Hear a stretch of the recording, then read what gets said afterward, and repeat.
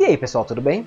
Como todos sabem, na semana passada houve a legalização do casamento entre pessoas do mesmo sexo nos Estados Unidos. Por isso hoje eu vou falar sobre casamento homoafetivo. Quem tem Facebook, esses dias viu a foto de milhares de pessoas estampadas com as cores do arco-íris. Isso se deu justamente pelo fato da legalização do casamento gay lá na terra do Tio Sam. Nessa hora tem muita gente falando: "Ah, mas no Brasil isso já aconteceu faz tempo." É verdade, mas lá também, e talvez até há mais tempo do que no Brasil. Como assim?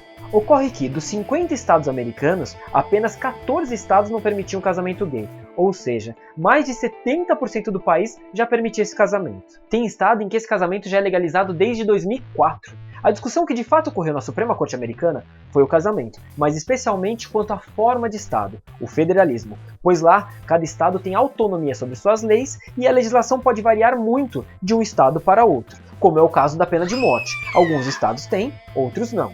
Dessa forma, a Suprema Corte Americana, dando pitaco na autonomia dos 14 estados que não permitiam casamento homoafetivo, decidiu que não seria constitucional negar esse direito a qualquer cidadão. Diferentemente do que ocorreu lá, aqui as coisas aconteceram da forma mais tradicional, da forma mais brasileira. Você já ouviu falar do jeitinho brasileiro? Então, a permissão do casamento homoafetivo no Brasil rolou mais ou menos assim. Rolou a famosa gambiarra. O legislativo não regulamentou a matéria e o judiciário foi lá e tapou o buraco com um belo chicletão. Para quem não se lembra ou não sabe exatamente o que aconteceu, eu vou explicar resumidamente. A Constituição Federal não faz distinção de sexo para o casamento. Entretanto, em relação à união estável, ela é expressa e diz que deve ser reconhecida especificamente entre homem e mulher, vedando a união de pessoas do mesmo sexo.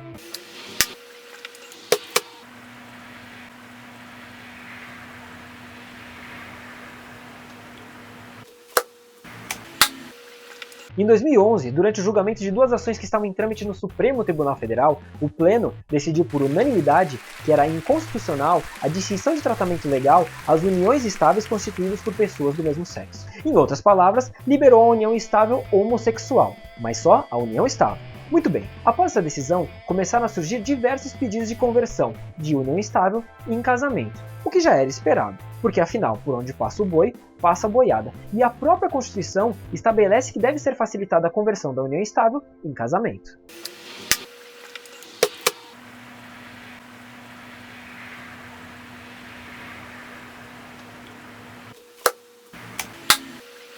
A partir de então, tivemos algumas decisões, algumas concedendo e outras negando. Mas a principal decisão aqui foi do STJ, autorizando um casamento homoafetivo solicitado lá no Rio Grande do Sul. Em 2013, para pôr fim a essa discussão judicial, o Conselho Nacional de Justiça editou a resolução número 175, assinada pelo Batman, ministro Joaquim Barbosa, resolvendo que é vedada às autoridades competentes a recusa de casamento civil ou da conversão de união estável em casamento entre pessoas do mesmo sexo. E qual é o ponto? Ao contrário dos Estados Unidos, em que de fato ocorreu a legalização, aqui no Brasil não temos lei nesse sentido. Temos apenas a decisão do STF e a resolução do CNJ. E é aqui que mora o perigo. Hoje, existe no Supremo Tribunal Federal uma ação que requer a declaração de inconstitucionalidade da resolução assinada pelo Batman, uma vez que o CNJ, órgão que editou a resolução, teria extrapolado em suas atribuições, esbarrando a competência constitucionalmente reservada ao Poder Legislativo. Com certa razão, né? Mas não para por aí. No Congresso Nacional está em tramitação o projeto de decreto legislativo número 871 de 2013, que visa sustar os efeitos dessa resolução, alegando novamente que a atribuição para legislar compete ao Poder Legislativo, uma vez que o CNJ teria usurpado dessa competência constitucional. Atualmente, existem dois projetos de propostas de emendas constitucionais que ainda estão colhendo assinatura para que se possa dar entrada no Congresso Nacional. De um lado, temos a PEC do casamento civil igualitário, que pretende autorizar o matrimônio entre duas pessoas do mesmo sexo. E de outro lado, temos a PEC da família, que, a contrário do senso, pretende vedar expressamente o casamento entre duas pessoas do mesmo sexo. Explicação básica. Uma coisa é uma coisa e outra coisa é outra coisa. Uma coisa é o casamento religioso abençoado por Deus e outra coisa é o casamento civil chancelado por um cartorário mal-humorado. Apesar de muitas pessoas casarem ao mesmo tempo, no religioso e no civil, não quer dizer que sejam exatamente a mesma coisa. Lembra? O Estado separou da igreja, lembra?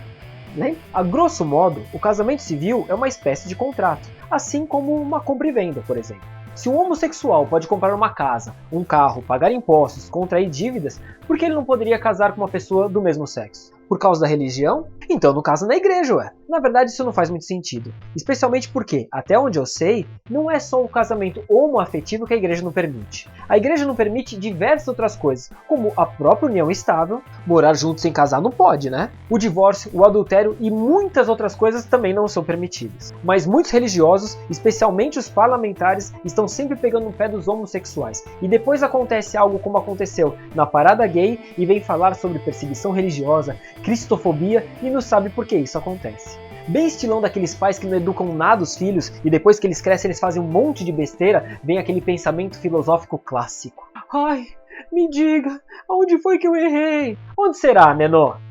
Honestamente, eu não entendo porque a discussão vai tão longe. Se o artigo 5º da Constituição Federal fala que todos somos iguais perante a lei, e, se vivemos em um Estado laico e democrático, não tem muito o que se discutir. Em razão disso, o Congresso Nacional deveria criar vergonha na cara e fazer essa alteração. Mas como vocês já sabem, difícil. E o pior, como eu já falei, existe ainda a PEC da família, que visa extinguir com o casamento homoafetivo.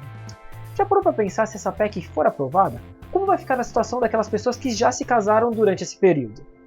É aí que a segurança jurídica vai para as cucuias. Esse é o problema das gambiarras, pois como os argumentos de areia não são sólidos e uma hora desmoronam. Se eu fosse o autor de uma proposta de emenda constitucional, eu iria apelidá-la carinhosamente de PEC do bom senso e a justificativa do meu projeto seria muito simples. Todos são iguais perante a lei. Quanto menos falar, menos brecha abre para a discussão. Simples. Ah, mas perante Deus, todos são iguais perante a lei. Ah, mas minha avó, todos são iguais perante a lei. Ah, mas o cachorro da vizinha, todos são iguais perante a lei. Ah, mas o aquecimento global, todos são iguais perante a lei. Ah, mas a Dilma falou mulheres sapiens. Insisto, todos são iguais perante a lei. Bom, pessoal, essa foi minha contribuição nessa semana. Eu espero que vocês tenham gostado. Lembrando mais uma vez, você já doou um agasalho? Doe, porque tem muita gente que precisa. E se você se inscrever no meu canal, os políticos vão deixar de ser corruptos. Tchau e até semana que vem.